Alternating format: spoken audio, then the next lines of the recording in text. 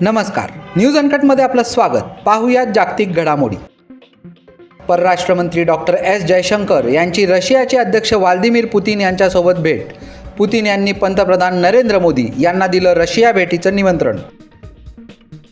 खलिस्तानी दहशतवादी हरदीप सिंह निज्जर हत्याकांडावरून कॅनडाचा आणखी एक मोठा दावा, म्हणाले आरोपी अद्याप कॅनडातच.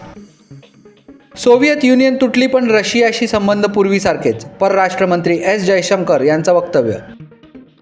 अमेरिकेत भीषण रस्ता अपघात, भारतीय वंशाच्या एकाच कुटुंबातील 6 जणांचा मृत्यू.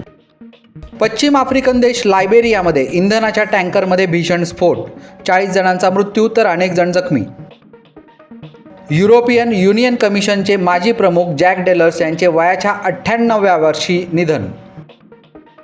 जपानच्या न्यूक्लिअर रेग्युलेशन अथॉरिटीने टोकियो इलेक्ट्रिक पॉवर कंपनीच्या अणुऊर्जा प्रकल्पावरील बंदी उठवली.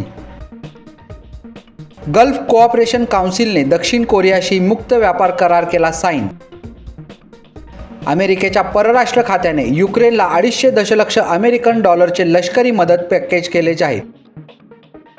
आणि पाकिस्तान मुस्लिम लीगने पाकिस्तानचे माजी पंतप्रधान नवाज शरीफ यांना आगामी लोकसभा निवडणुकीसाठी पंतप्रधान पदाचे उमेदवार केले घोषित.